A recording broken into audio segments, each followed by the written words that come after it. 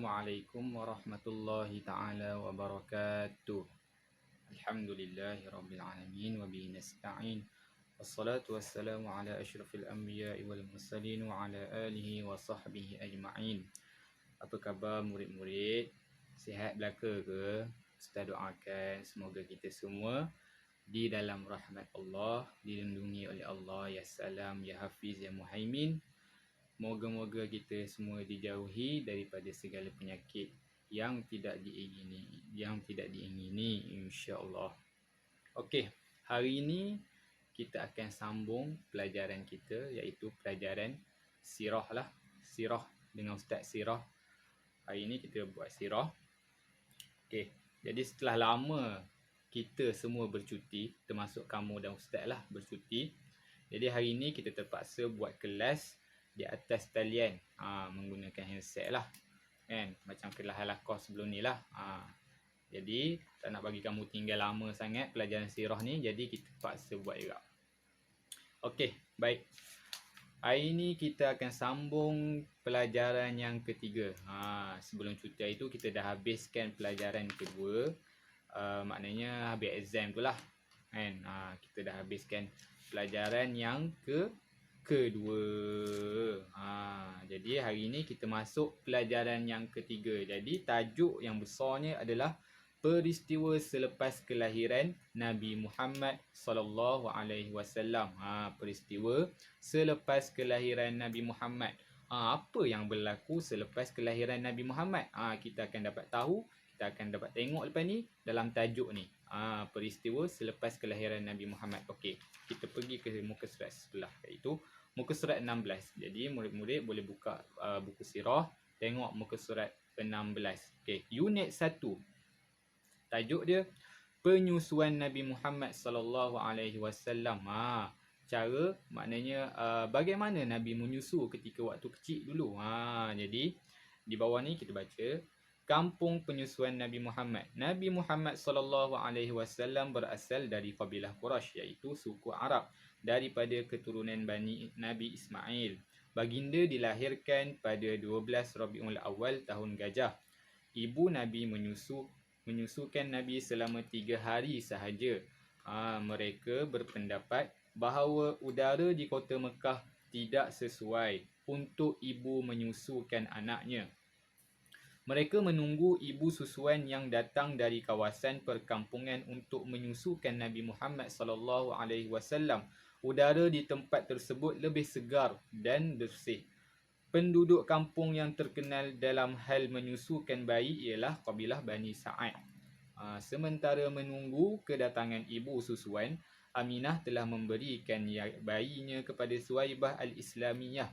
Suwaibah Al-Islamiyah ialah hamba kepada Abu Jahal.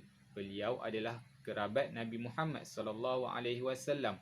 Suwaibah Al-Islamiyah menyusukan Nabi selama beberapa hari sahaja, namun beliau tetap menjaga hubungan baik dengan baginda.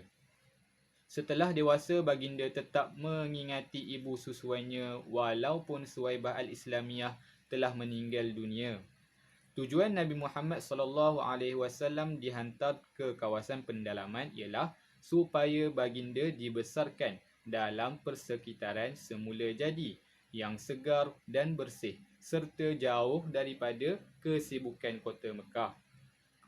Kehidupan di kawasan pendalaman boleh membentuk ketahanan jiwa dan tubuh badan yang sihat. Di sana juga boleh membentuk pemikiran baginda yang kuat dan mampu berdikari. Hal ini menjadikan baginda fasih berbahasa Arab. Jadi, apa kesimpulan yang kita dapat dalam kisah ni?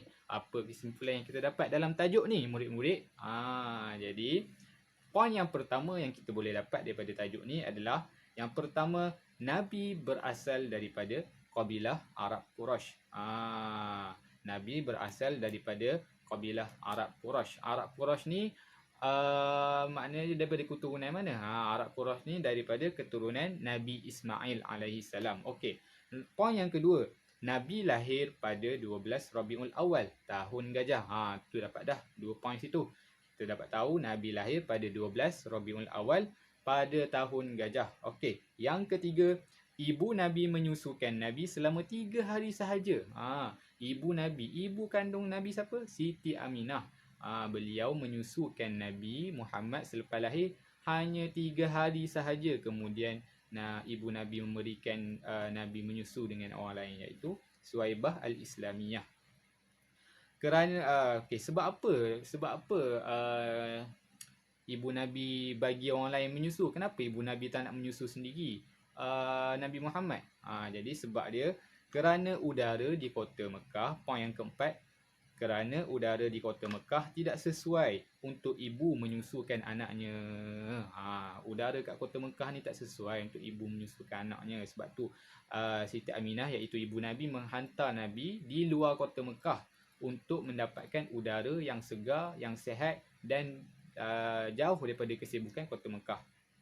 Okey. Yang kelima, kabilah Bani Sa'ad adalah kabilah yang terkenal dalam menyusukan bayi. Jadi yang ibu Nabi tunggu untuk menyusukan bayinya adalah kabilah Bani Sa'ad. Kabilah Bani Sa'ad.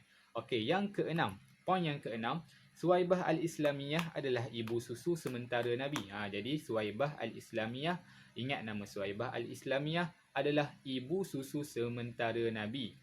Dia hanya menyusukan Nabi dalam beberapa hari sahaja. Okey, poin yang ketujuh, tujuan Nabi dihantar ke kawasan pendalaman. Apa tujuan dia? Kenapa Nabi dihantar ke kawasan pendalaman, ke kawasan kampung untuk disusukan?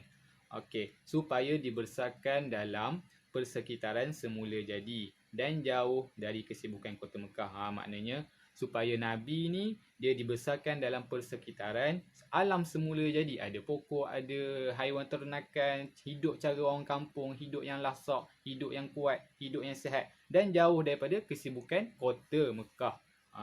Jadi itu sahajalah sedikit sebanyak pelajaran kita pada hari ini. Jadi Ustaz ada sediakan sedikit latihan untuk kamu. Kamu boleh buka dalam Google, dalam handset ibu bapa kamu lah. Jadi kamu boleh tengok, buat latihan dalam tu dan jawab semua soalan. Okey? Okey. Itu sahaja. Terima kasih banyak-banyak. InsyaAllah kita jumpa lagi dalam minggu depan insyaAllah.